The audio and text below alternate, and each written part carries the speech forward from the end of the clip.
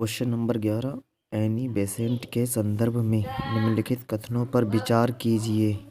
एक वैध theosophical society के लिए कार्य करने के हेतु भारत आई थीं।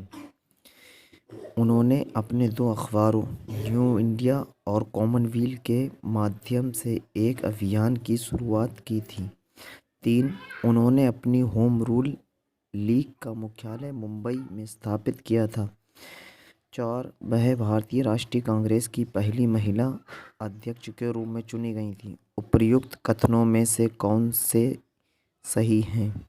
ऑप्शन ए केवल 1 और 2, ऑप्शन बी केवल 2 और 4, ऑप्शन सी केवल 1, 2 और 4, ऑप्शन डी केवल 3 और 4।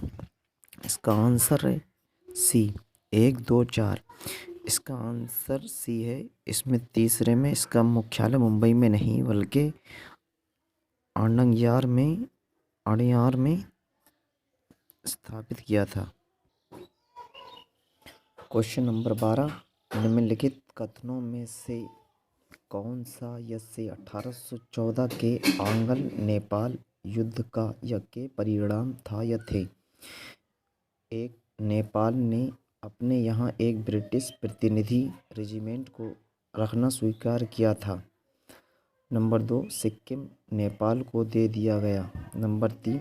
मध्य एशिया में व्यापार के लिए अंग्रेजों को बेहतर व्यापारिक सुविधाएं प्राप्त हुईं। नीचे दिए गए कूटों का सही प्रयोग कर सही उत्तर चुनिए।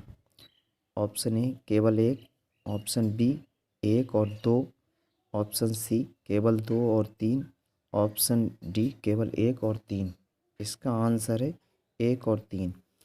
सिक्किम नेपाल को दे दिया गया नहीं, नेपाल ने सिक्किम अंग्रेजों को दिया था और उसके साथ साथ कुमाऊं और गढ़वाल के ज़िले भी अंग्रेजों को दिए थे। क्वेश्चन नंबर 13 निम्नलिखित परिच्छेद पर विचार कीजिए। वह ब्रह्म समाज से संबंधित बंगाल के एक समाज सुधारक थे।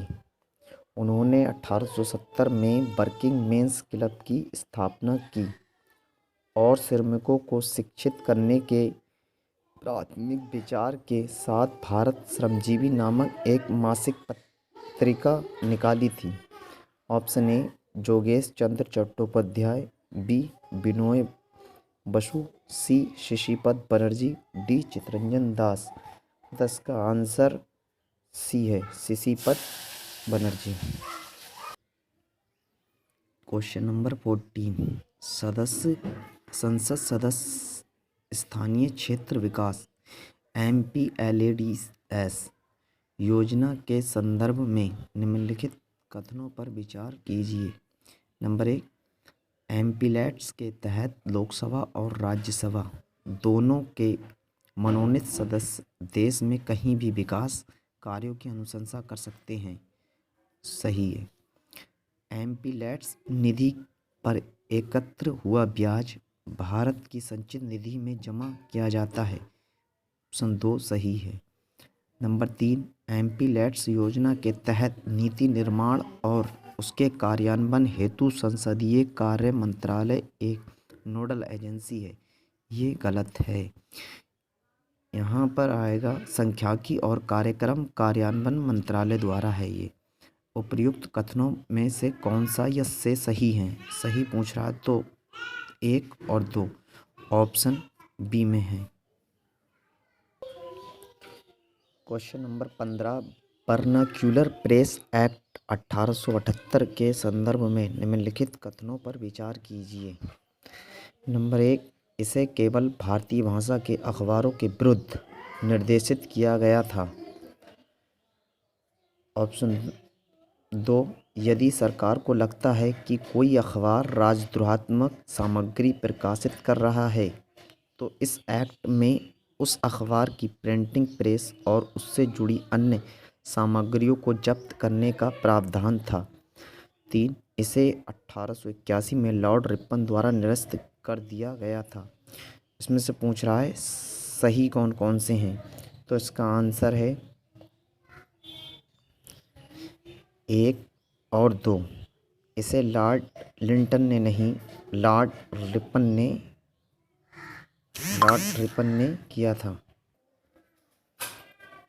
क्वेश्चन नंबर 16, भारतीय राष्ट्रीय कांग्रेस INC के लाहौर अधिवेशन वर्ष 1929 के संदर्भ में निम्नलिखित कथनों पर विचार कीजिए। 1, सरदार वल्लभ भाई पटेल को भारतीय राष्ट्रीय कांग्रेस का अध्यक्ष चुना गया। यहाँ ये गलत है, क्योंकि इसका अध्यक्ष 1929 में लाहौर अधिवेशन में अध्यक्ष जवाहरलाल नेहरू को चुना गया था।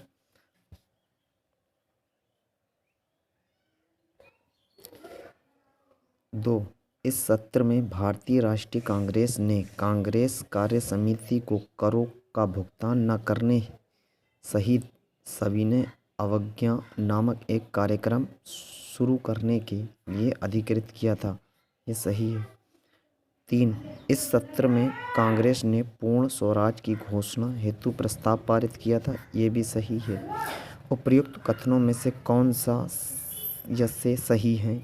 ऑप्शन ए केवल 1 और 2, ऑप्शन बी केवल 2 और 3, ऑप्शन सी केवल 1 और 3, ऑप्शन डी 1, 2 और 3। तो इसमें पहला छोड़ के 2 और 3, ऑप्शन बी आंसर है।